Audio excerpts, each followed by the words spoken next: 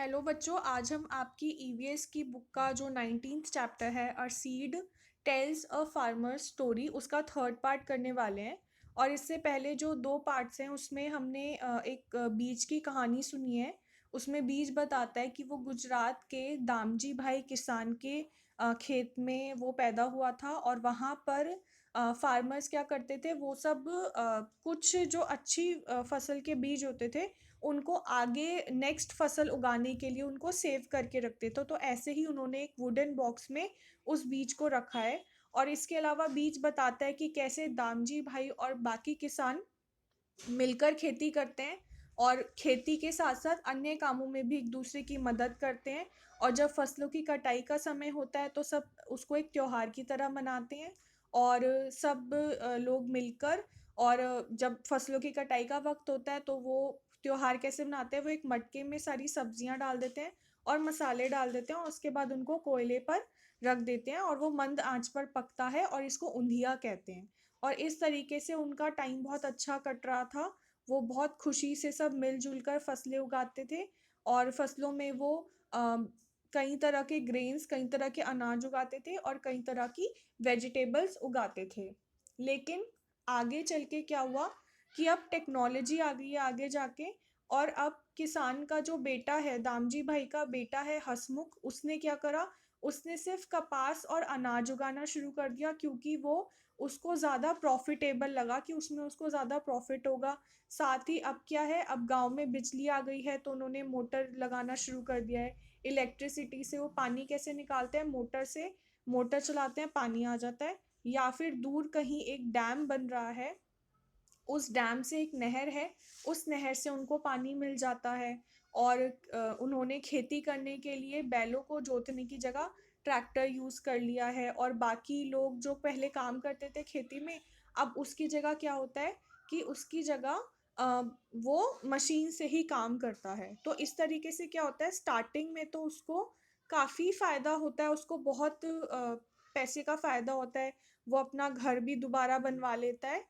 लेकिन धीरे धीरे जो उनके खर्चे हैं वो बढ़ने लग जाते हैं। और खर्चे इसलिए बढ़ते हैं क्योंकि अब उनकी जो बीज है वो मार्केट से खरीदते हैं, उसमें बहुत जल्दी कीड़ा लग जाता है।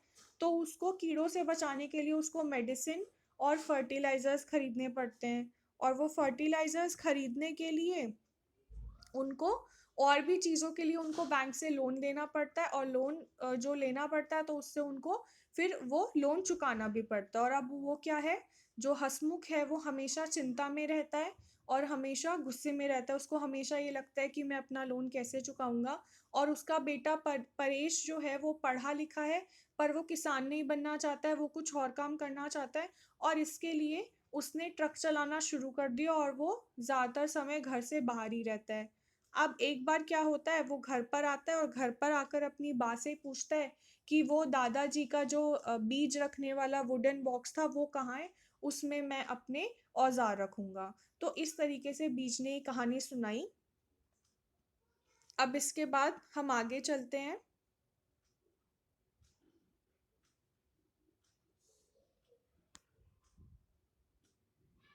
साथ ही बेटा हमने ये भी पढ़ा था कि किस तरह तरीके से अ, यहाँ पर आंध्र प्रदेश की एक घटना बताई गई है न्यूज़पेपर में कि जो फार्मर्स हैं उनको जेल में डाला जा रहा है क्योंकि वो बैंक का कर्जा नहीं चुका पा रहे हैं। और इसकी वजह से, बैंक का कर्जा न चुका पाने की वजह से, बहुत सारे किसानों ने 1997 से 2005 तक के आंकड़े ये बताते हैं कि 1,50,000 फार्मर्स ने सुसाइड कर लिया। तो यहाँ तक हमने लास्ट क्लास में पढ़ लिया था। अब यहाँ पर एक रिपोर्ट है।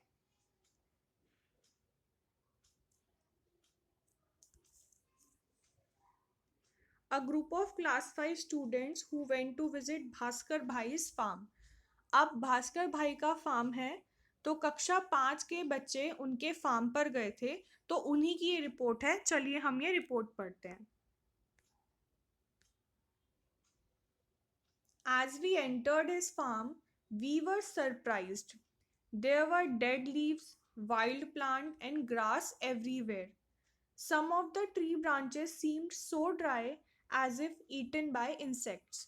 तो बच्चे अपना उदाहरण अपना एक्सपीरियंस बता रहे हैं कि जब वो फार्म में गए तो वो एकदम चौंक गए, क्योंकि वहाँ पे चारों तरफ सूखी पत्तियां पड़ी हुई थी, जंगली पौधे थे और हर जगह घास ही घास थी।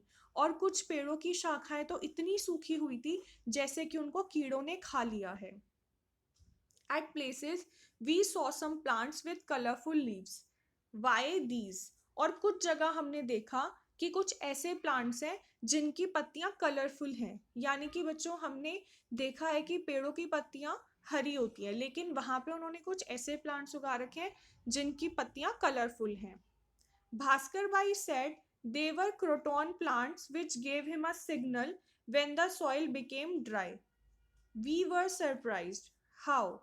He explained that the roots of the croton do not go deep in the ground.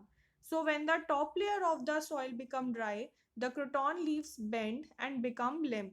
This signal tells Bhaskar Bhai which part of his farm needs to be watered.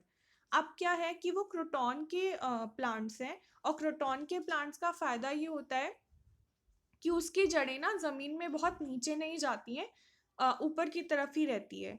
तो जब भास्कर भाई उनको जमीन में लगाते हैं, तो अगर जमीन के जिस हिस्से में पानी की कमी हो जाती है तो वो पौधे सूखने लग जाते हैं, उनकी पत्तियां जो है वो मुड़ जाती हैं। तो इससे भास्कर भाई को पता चल जाता है कि ये जो पर्टिकुलर एरिया है, यहाँ पे जमीन को पानी की जरूरत है या किसी और चीज की ज़रूरत है। और इस तरीके से वो एक नेचुरल तरीके से उन्हें पता चल जाता है कि जो ज़मीन है उसको कुछ कोई चीज़ चाहिए, उसको पानी चाहिए या उसको कोई न्यूट्रिएंट्स चाहिए। इसके बाद आगे है, we found the soil soft and crumbly. अब बच्चों ने पाया कि जो मिट्टी है वो बहुत सॉफ्ट है और बहुत ही क्रम्बल्ड है, दानेदार है। We could see tall coconut trees full of fresh coconuts. We thought he must be using some special fertilizers. उन्होंने देखा कि कोकोनट ट्रीज बहुत टॉल हैं और उन्हें लगा कि पक्का भास्कर भाई तो कोई स्पेशल फर्टिलाइजर यूज करते होंगे, तभी इतने कोकोनट ट्रीज में इतने सारे फ्रेश कोकोनट्स लगे हुए हैं। भास्कर भाई said he does not buy fertilizer made in factories. His soil is fertile because of all the dried leaves which slowly rot and mix with it. तो भास्कर भाई बताते हैं कि ये फर्टिलाइजर उन्होंने कोई फैक्ट्री से उन्होंने नहीं खरीदे हैं। उनकी सॉइल इतनी फर्टाइल, इतनी उर्वरक इसलिए है क्योंकि जो सूखी पत्तियां उन्होंने पहले जमीन पर पड़ी हुई देखी थी, वही सूखी पत्तियां धीरे धीरे रॉट होने लगती है, सड़ने गलने लगती है और मिट्टी में मिल जाती है, और वही मिट्टी के लिए फर्टिलाइजर का काम करती है। वो एकदम नेचुरल फर्टिलाइजर है, उसमें कोई केमिकल नहीं है। तो उससे मिट्टी की कोई भी मिट्टी में पोषक तत्व कम नहीं होते हैं। He dug the soil a little and told us to look. We saw thousands of earthworms. These are my soil's best friend, he said. The earthworms soften the soil as they keep digging underneath to make tunnels. This way, air and water can easily get into the soil. The earthworms also eat the dead leaves in plants, and their droppings fertilize the soil. अब भास्कर भाई बताते हैं कि उनकी soil इतनी fertile एक तो सूखी पत्तियों की वजह से है, और दूसरा इनका कारण है अर्थवर्म्स यानी कि केंचुए। केंचुओं को मिट्टी का दोस्त बोला जाता है क्योंकि जिस मिट्टी में अर्थवर्म्स होते हैं वो नीचे टनल्स बनाने के लिए मिट्टी को खोदते रहते हैं। इससे क्या होता है कि मिट्टी दरदरी बनी रहती है और सॉफ्ट रहती है, जिससे कि उसमें हवा और पानी दोनों अच्छे से मिक्स हो जाते हैं। साथ ही अर्थवर्म्स जो है मिट्टी में ही जो पत्तियां या और कोई चीज़ें होती हैं उनको खाते हैं, और उसके बाद जो उनकी ड्रॉपिंग्स होती है यानी कि जो उनका वेस्ट मटेरियल है, जो उनका मल है, वो मिट्टी में मिलकर उसको और ज़्यादा फर्टाइल बनाता है। तो इस तरीके से जो अर्थवर्म्स हैं वो मिट्टी के और किसानों के मित्र हैं, क्योंकि वो खेती के लिए ज़मीन को फर्टाइल बनाते हैं बिना किसी फर्टिलाइज़र, बिना किसी केमिकल के। Praveen told us about his uncle in the city who has dug a pit in his garden. He puts dried leaves in the pit along with all the kitchen waste. peels of vegetables and fruits and leftover food. He also has earthworms in the pit. They turn the waste into compost, a natural fertilizer. So his uncle gets good fertilizer without spending an extra money. तो इसके बाद प्रवीण ने बताया कि कैसे उसके uncle जो कि शहर में रहते हैं वो क्या करते हैं, वो अपने गार्डन में एक गड्ढा खोद देते हैं और उसमें जो भी सूखी पत्तियां होती हैं या जो भी किचन का वेस्ट होता है, सब्जियों के, फलों के छिलके हैं, कोई बचा हुआ खाना है, उन सबको वो उस गड्ढे में डाल देता है। और उनके अंदर अर्थवॉर्म्स भी होते हैं और वो अर्थवॉर्म्स जो हैं वो उस वेस्ट को कंपोस्ट यानी कि एक नेचुरल फर्टिलाइजर में, एक प्राकृतिक फर्टिलाइजर में बदल देते हैं बिना किसी केमिकल की मदद के। We all had some fresh coconuts from the farm. They were really tasty. We also learned so much about new way of farming. और इसके बाद उन्होंने फार्म के ही कुछ फ्रेश कोकोनट्स का पानी पिया और वो बहुत ही टेस्टी थे और उन्होंने फार्मिंग के नए तरीकों के बारे में बहुत कुछ सीखा।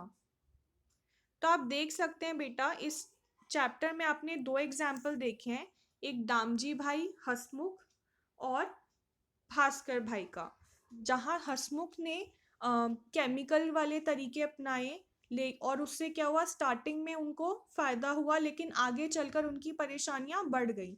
लेकिन भास्कर भाई ने बिल्कुल नेचुरल तरीके से अपने फार्म में जो भी फसल या जो भी उन्होंने चीज़ें उगाई हैं, जो भी प्लांट्स उन्होंने उगाए हैं, तो उन वो क्या है, वो बिल्कुल नेचुरल तरीके से उगे हैं। उससे ज़मीन की उर्वरक शक्ति, जो ज़मीन की फर्टिलिटी है वो कम नहीं हुई है और बहुत ही अच्छे उनको जो भी उन्होंने उसमें उगाया वो बहुत अच्छे से उग गया।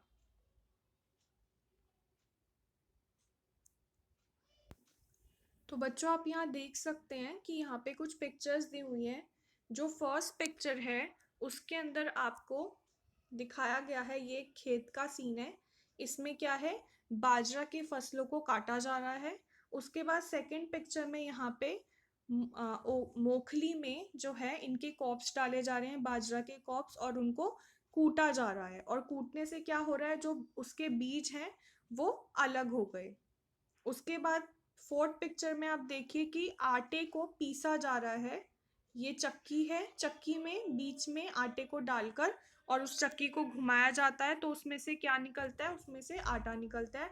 आप यहाँ देख सकते हैं कि यहाँ पे आटा निकल गया है। उसके बाद पानी डाल के उस आटे को गूंदा गया है, फिर हाथ से उसको शेप दी गई है और फिर उसको तवे पर सेका गया है और उसकी रोटी बन गई है।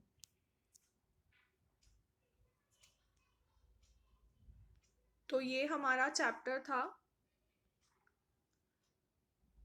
तो सभी बच्चे तीनों पार्ट्स को अच्छे से देखेंगे और इस चैप्टर को अच्छे से समझेंगे।